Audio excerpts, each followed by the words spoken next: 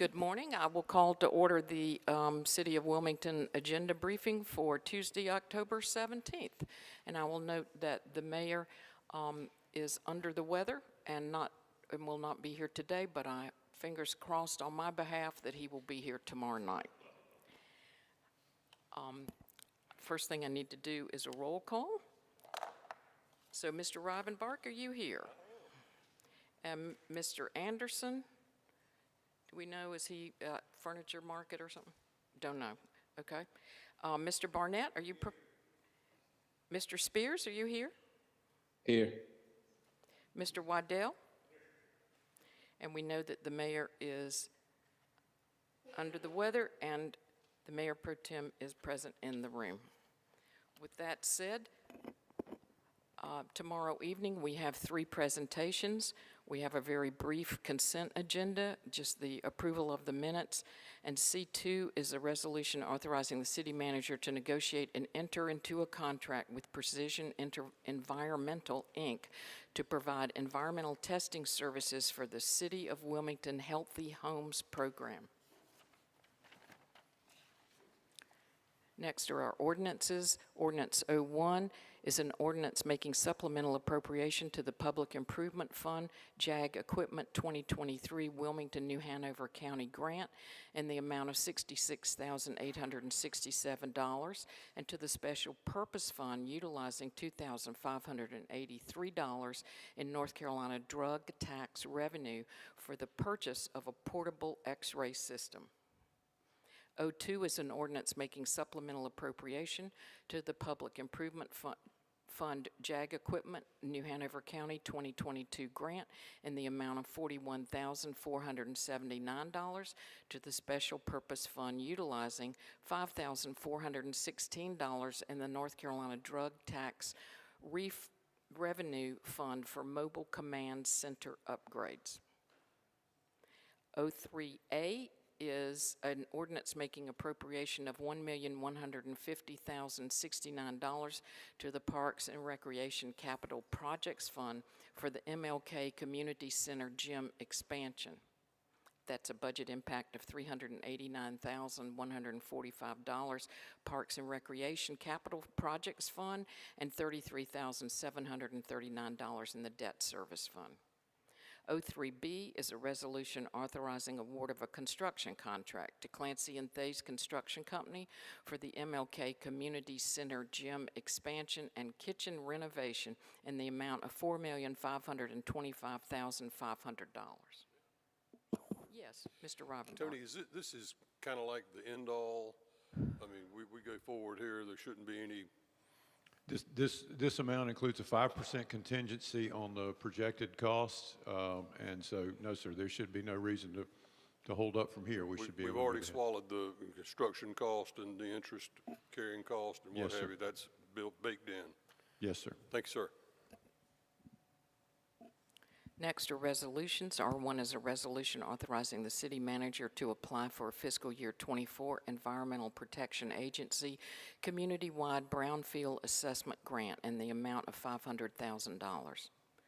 R2 is a resolution authorizing the city manager to negotiate and execute a security services contract for armed and unarmed guards with Allied Universal Compliance and Investigations, Inc., and to ratify the extension of the security services contract with Safety and Security Services, Incorporated, to transition services to the new vendor. That's a budget impact of the general fund, $169,752.88. And the parking fund of $138,888.72. Mr. Waddell? Thank you. Curious on the 4 one-year renewals. I would anticipate that we anticipate being fully in the new building within a year. We will. So there were 4 one-year renewals. I mean, are we going to bring them over to that building, or is that just part of the contract? It's part. I'll let Tom Moten get into the specifics of it, but as part of the contract, we anticipate that there will still be security services necessary, especially in and around the parking decks and other locations that we are not currently part of downtown. But otherwise, no, sir, there should not be any need for any security services at 305 or here or even over across the street. Okay, all right. Let me, Tony, I want to, or Tom, whoever, I want to follow up on that. I read with interest the locations, addresses of places that are going to be, one being this building. Do we provide security services for the Thaling Association? Thomas? Sir, no, we do not. The RFP was drafted before we accelerated our move-in schedule to 929, and the flexibility exists to change properties. Right now, they're obligated to provide coverage for a certain number of hours, in this case, 301.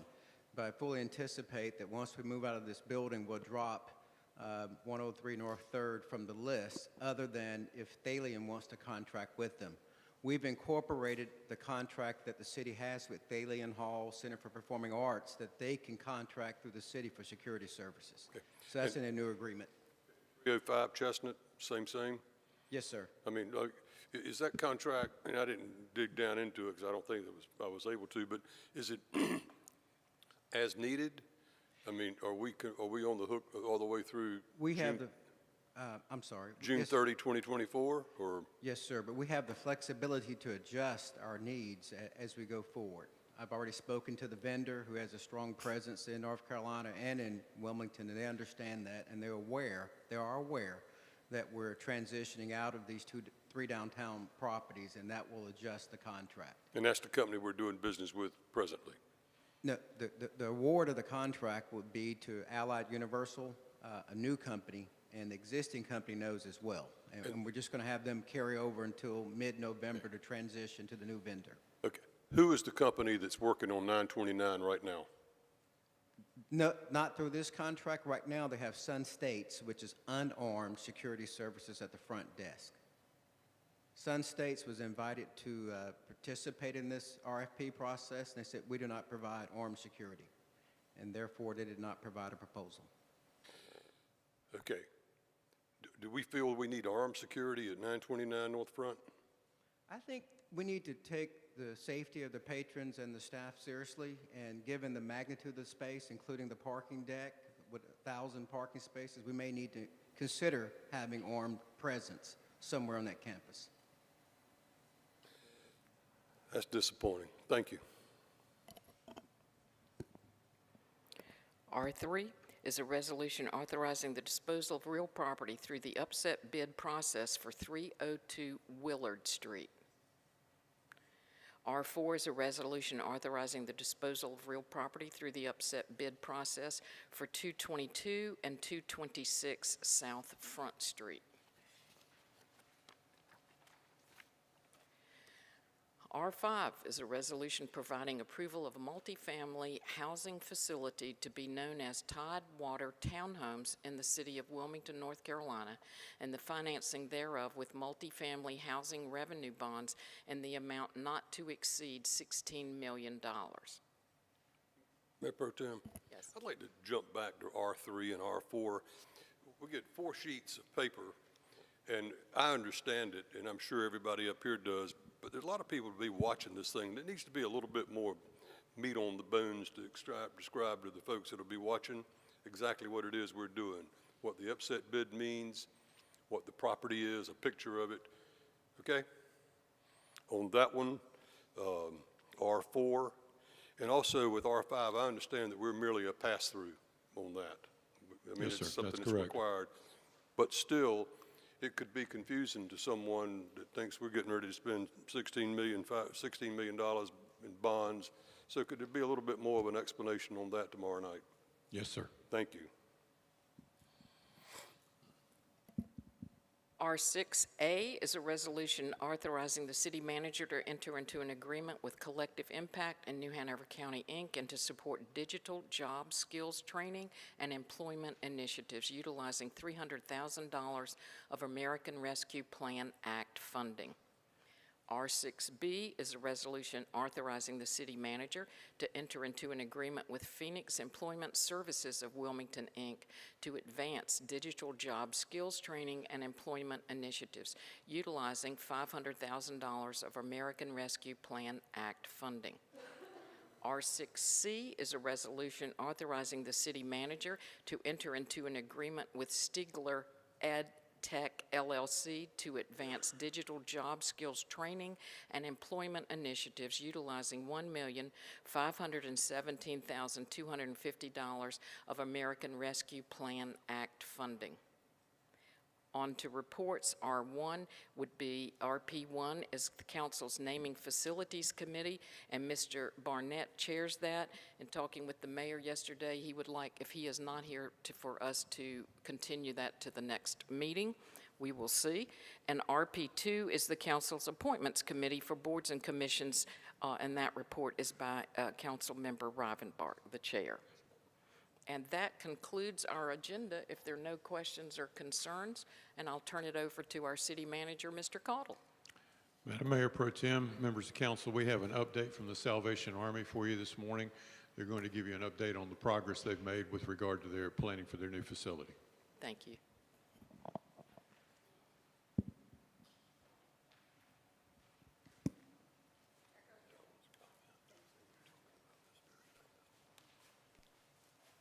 Welcome. Thank you. Good morning. I'm Major Connie Morris. I know that there is some questions about what we are doing at the Salvation Army since our Second Street has closed. As you know, we are in the Harrelson Center now, and we have a very good working with the other agencies in that. We are still doing rent, utility assistance, bus passes, life skills. For emergency housing, what we are doing is we have had several families who've been living in their cars. They have a job, but they're not housed. So we give them housing in a local hotel for 3 weeks. We help them with finding the housing that they need, and then we will pay their deposit and their first month's rent. Those that successfully complete that. Part of that program is going through a budgeting class, as well as doing some volunteer work, not necessarily with the Salvation Army, just with anyone, because we feel like they need to learn to give back to the community. We do food boxes, we do bag lunches, we work with the First Baptist Church, as you know, behind the Harrelson Center has the day center. And so they're running around 100 people there. A lot of those resident or homeless will come over to our agency immediately after, and we'll help them as we can.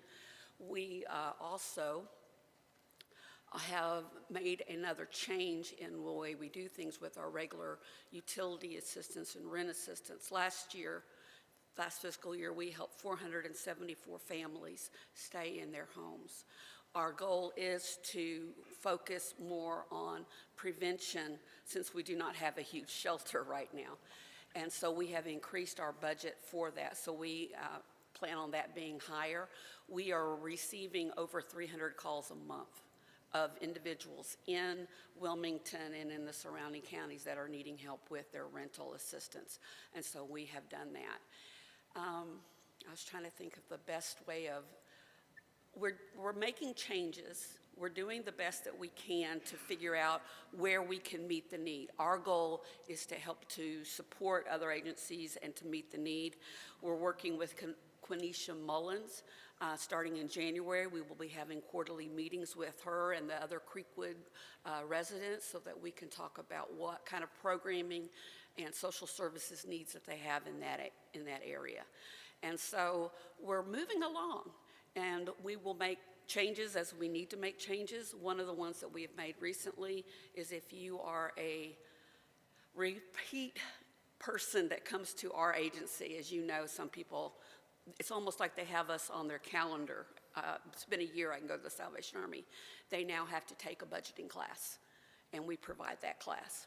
And so I think what we are doing is meeting the needs the best that we can, and we're listening to the community.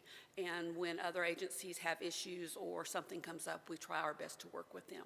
And that's what we're doing with the social services programs. My husband, Major Ken Morris, will come and let you know what's going on with the building now.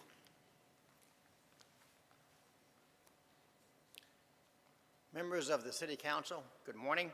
Morning. We appreciate this opportunity. It's been 2 years since we were last here at a council meeting, and a lot has happened since then. We've been fundraising for the last 7 years, and earlier this year, when the city purchased the downtown shelter property, it brought us to the point where we could pick up where we had paused and continue moving forward with construction on the site work and the first building to be built. Our design development had already been completed. Now, our construction documents are at 95% to being completed. Our site plans have been submitted to the city's technical review committee, and we have a formal TRC review coming up in 10 days on the 26th.